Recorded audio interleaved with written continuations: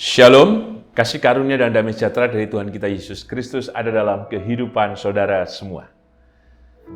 Kita berjumpa kembali dalam renungan mingguan hari ini, Jumat 21 November 2025. Renungan didasarkan dari 1 Petrus 1 ayat 3 sampai dengan 9. Sebelum kita bersama merenungkan kebenaran sabda Tuhan, mari kita menyatukan hati di dalam doa. Bapa dalam sorga, kami ucap syukur untuk setiap kebaikan, kemurahan, anugerah, dan keselamatan yang Kau nyatakan kepada kami setiap hari. Kesenantiasaan kasih-Mu itulah yang membuat kami hidup dan terus memiliki pengharapan. Kami mengingat bagaimana Engkau Tuhan menyatakan diri dalam kuasa-Mu, dalam berkat-Mu dan pertolongan-Mu yang menopang dan memelihara kehidupan kami. Kami ucap syukur ya Tuhan. Maka kami yakin kebenaran sabda-Mu yang hendak kami renungkan bersama adalah anugerah dan pemeliharaan kasih-Mu untuk kami, supaya kami terus dikuatkan, dimampukan, meraih dari setiap tujuan hidup yang ada dalam diri kami, terlebih melalui hikmat dan kuasa-Mu itu. Maka berfirmanlah ya Tuhan Yesus, kami siap mendengar dan melakukannya. Kami yakin hanya kuasa-Mu saja ya Roh Kudus ya Tuhan Yesus yang menyatakan kebenaran-Mu kepada kami. Dan kami mohon ampun ya Tuhan Yesus atas setiap dosa dan pelanggaran kami. Kami percaya memberikan pengampunan itu kepada kami. Hanya di dalam nama dan kuasa-Mu ya Tuhan Yesus, Sang Sumber kehidupan dan keselamatan. Kami naikkan doa ini dengan bersyukur dan percaya. Amin.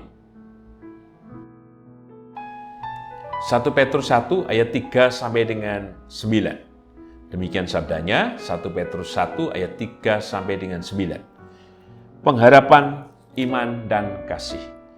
Terpujilah Allah dan Bapa Tuhan kita Yesus Kristus, yang karena rahmat-Nya yang besar telah melahirkan kita kembali oleh kebangkitan Yesus Kristus dari antara orang mati, kepada suatu hidup yang penuh pengharapan, untuk menerima suatu bagian yang tidak dapat binasa, yang tidak dapat cemar, dan yang tidak dapat layu, yang tersimpan di sorga bagi kamu, yaitu kamu yang dipelihara dalam kekuatan Allah karena imanmu, sementara kamu menantikan keselamatan yang telah tersedia untuk dinyatakan pada zaman akhir.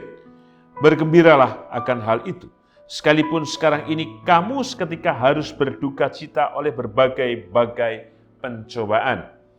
Maksud semuanya itu ialah untuk membuktikan kemurnian imanmu yang jauh lebih tinggi nilainya daripada emas yang fana, yang diuji kemurniannya dengan api, sehingga kamu memperoleh puji-pujian dan kemuliaan dan kehormatan pada hari Yesus Kristus menyatakan dirinya. Sekalipun kamu belum pernah melihat Dia, namun kamu mengasihinya. Kamu percaya kepada Dia, sekalipun kamu sekarang tidak melihatnya. Kamu bergembira karena sukacita yang mulia yang tidak terkatakan, karena kamu telah mencapai tujuan imanmu, yaitu keselamatan jiwamu. Berbahagialah kita yang merenungkan sabda Tuhan dan berbahagialah kita yang percaya. Haleluya. Amin. Eyang Kakung, Eyang Putri, Bapak Ibu Saudara dan anak-anak, tema renungan mingguan hari ini Jumat 21 November 2025 adalah mencapai tujuan iman. Setiap kita punya tujuan hidup.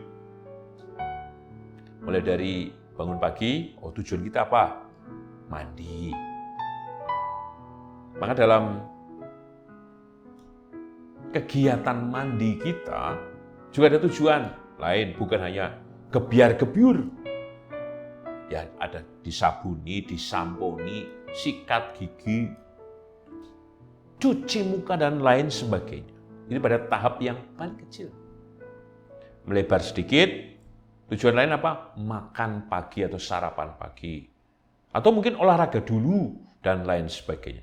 Setiap hari kita punya tujuan hidup yang hendak kita capai. Tujuan itu bisa direncanakan sebelumnya, atau tujuan itu dilakukan karena apa? Rutinitas keseharian. Ada juga tujuan dalam jangka panjang, jangka pendek. Dan setiap kita, saya yakin, tujuan itulah yang memampukan kita untuk apa? Berdaya, bersemangat, atau pada sisi yang lain untuk ben obah awake. Biar apa? Bergerak badannya, pikirannya, rasa, penglihatan, dan semuanya. Persis hari ini sudah bulan November, di tanggal 21. Tidak terasa. Ternyata tahun 2025 sudah kita lewati kurang lebih 11 bulan lah. Padahal kemarin Januari kita masih merasa, rasanya Januari itu masih Januari, Februari, sampai dengan November. Wis arep rampung. Mau kita menyelesaikan tahun ini. Sebentar lagi, ya kira-kira 1,5 bulan lagi, sudah mau masuk ke tahun 2026. Nah, maka pertanyaannya adalah, apakah setiap tahun yang kita jalani, tujuan kita hanya melewati saja? Tentu tidak, saya yakin. Tetapi, dari setiap kehidupan yang telah kita jalani, kita memikirkan, kita mengingat, kita mengolah, kemudian kita menganalisa, dan kemudian menarasikan dalam kata-kata kita, dalam ingatan kita, dalam pengalaman kita untuk membuat satu kesimpulan. Apa sebenarnya tujuan hidup kita? Ngapain kita hidup? Kenapa kita hidup? Untuk apa hidup? Dan bagaimana mengupayakan kehidupan itu? Dan banyak pertanyaan-pertanyaan yang kita lakukan. Teks yang kita renungkan sangat menarik. Soal apa? Soal mencapai tujuan iman. Iman itu adalah hidup itu sendiri. Kenapa saya mengatakan demikian? Bukankah kita beriman kepada Tuhan berarti berpengharapan kepada Tuhan? Kenapa ada pengharapan kepada Tuhan kita Yesus Kristus? Karena ada keselamatan yang darinya. Loh, kenapa ini keselamatan kemudian menjadi faktor yang membuat kita memiliki pengharapan? Karena keselamatan itu adalah kehidupan itu sendiri. Jadi kehidupan yang ia nyatakan berbicara sekarang ini dan juga nanti. Artinya ada garis lurus. Ada kekekalan yang hadir dalam kehidupan kita. Sehingga yang garis lurus inilah, yang nyambung, yang berkelanjutan kehidupan kita di sini dan nanti, itulah kehidupan yang menjadi pengharapan kita. Yang artinya keselamatan itu hadir sepanjang kehidupan yang kita tempuh. Baik di sini di dunia, termasuk nanti dalam kerajaan surga dalam keselamatannya. Sehingga apa? Kita tahu pada orientasi hidup kita. Pada pilihan kita. Kita mau ngapain sih? Kenapa kita harus hidup? Kenapa kita harus percaya? Kenapa kita harus memiliki pengharapan? Karena kita telah memiliki tujuan hidup. Tujuan iman itu. Untuk apa? Mendapatkan keselamatan. Keselamatan adalah kehidupan. Keselamatan adalah kuasa darinya. Keselamatan adalah berkatnya. Keselamatan adalah cara kerjanya yang senantiasa memelihara kehidupan kita. Maka dalam tema mencapai tujuan iman. Pesan pertama yang kita terima. Kita perhatikan secara khusus di ayat yang ketiga.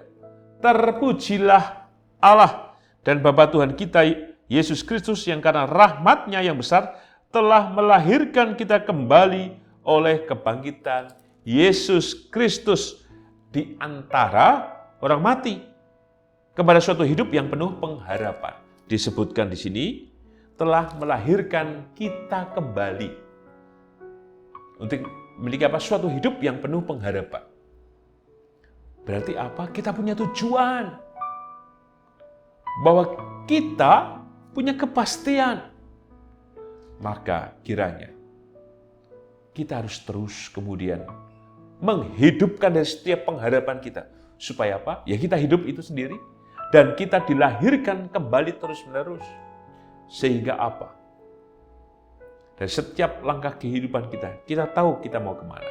Sehingga ketika kita tahu kita mau kemana, kita bisa dengan tepat memilih apa yang seharusnya kita lakukan. Maka mencapai tujuan iman. Maka itulah yang harus menjadi kekuatan kita. Sehingga apapun yang ada dalam kehidupan kita semuanya, kiranya kita harus terus mengikut Tuhan dengan setia, dengan percaya, dengan kuat, dan dengan bergembira. Khususnya mari kita perhatikan di ayat yang ke-6.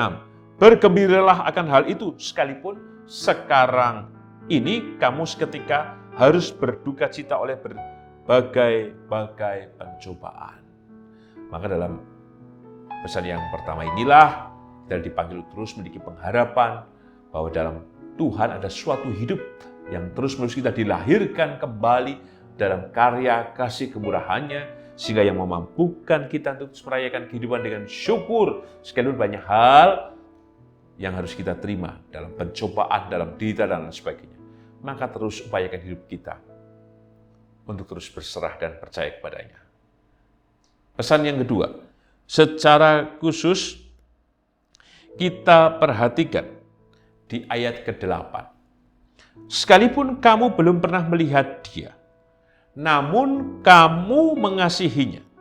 Kamu percaya kepada Dia, sekalipun kamu sekarang tidak melihatnya. Kamu bergembira karena sukacita yang mulia dan yang tidak terkatakan. Saya juga belum pernah melihat Tuhan Yesus secara fisik. Tapi entah mengapa kemudian saya menjadi percaya. Malah jadi pendeta malah. Apa yang kemudian menjadikan saya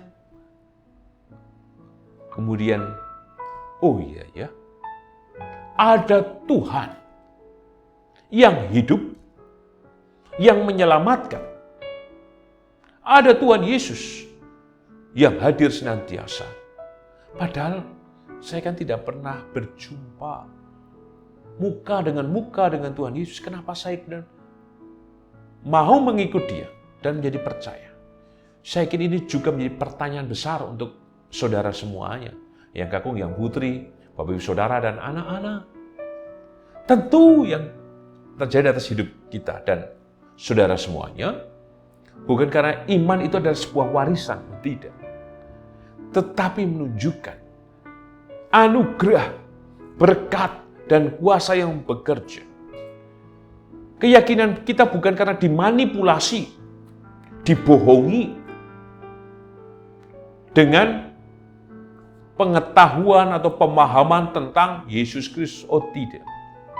Kalau hanya sekedar pengetahuan saja, atau hanya sekedar manipulasi saja, atau seperti dihipnotis saja, itu semua punya waktunya. Tetapi dalam perjalanan kehidupan kita, kenapa kita terus percaya? Tentu ada kuasa yang bekerja. Betul kita tidak melihat secara fisik kehadiran Tuhan Yesus. Tapi bukankah kita bisa menyaksikan tanda yang darinya? Kita bisa menerima mukjizatnya.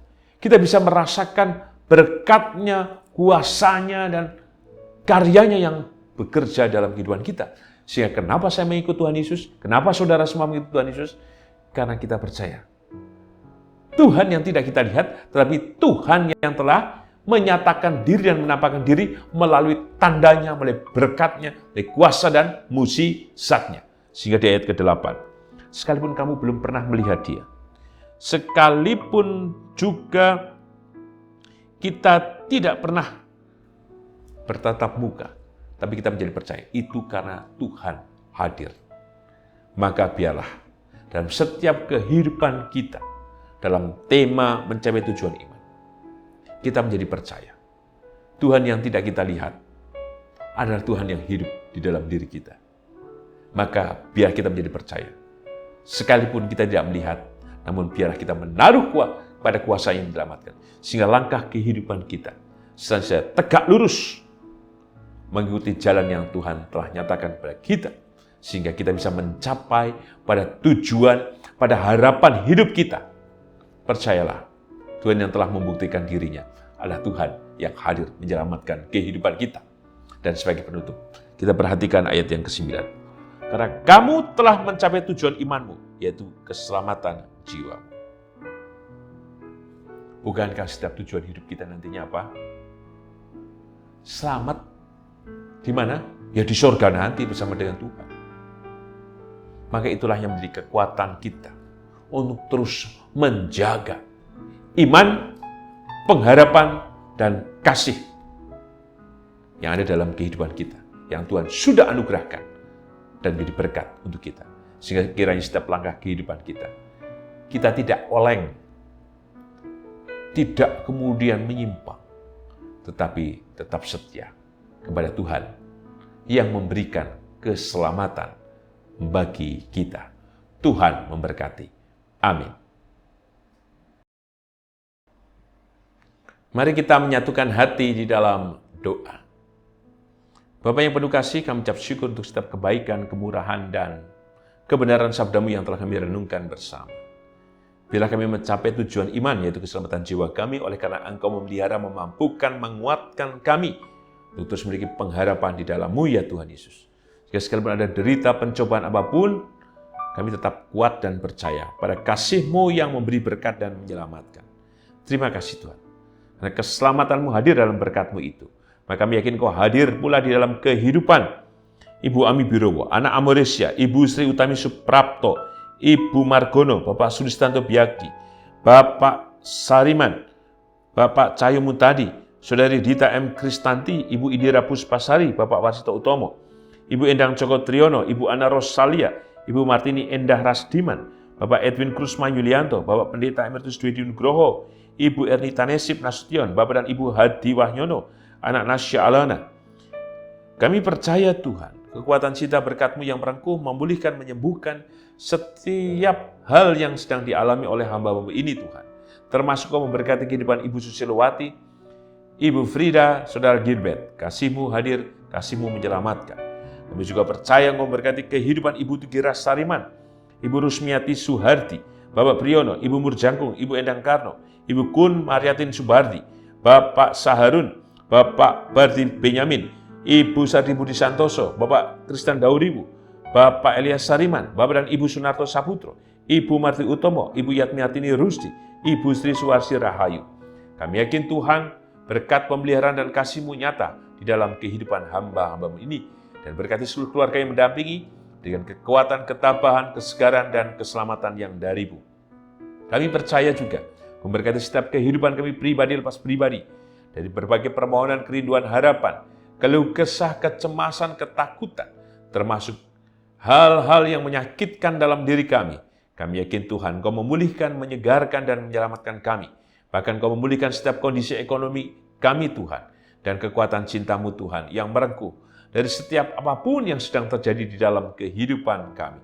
Berkati dan peliharalah rumah tangga kami, dan kami yakin Kau juga mendengar setiap permohonan kami yang rindu pasangan hidup, kami yang rindu kehadiran putra dalam rumah tangga kami yakin Tuhan, belas kasih, cinta, dan berkat-Mu hadir dan dinyatakan kepada kami.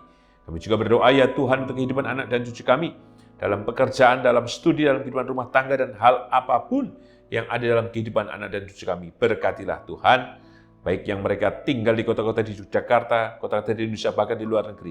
Kasih-Mu menyelamatkan dan berkat-Mu hadir di dalam kehidupan anak dan cucu kami ya Tuhan Yesus. Kami juga berdoa untuk GKJ Sarimulyo. Kami percaya anugerah berkat-Mu Tuhan terus hadir memelihara kehidupan bergereja di GKJ Sarimulyo. Dan kami percaya Tuhan memberkati bangsa dan negara kami Indonesia dalam kasih dan damai-Mu yang menyelamatkan. Di dalam nama dan kuasa-Mu ya Tuhan Yesus, Sang sumber kehidupan dan keselamatan, kami naikkan doa ini dengan berserah, bersyukur dan percaya. Amin. Tuhan Yesus memberkati Eyang Kakung, Eyang Putri, Bapak Ibu Saudara, dan anak-anak kini dan selamanya. Amin.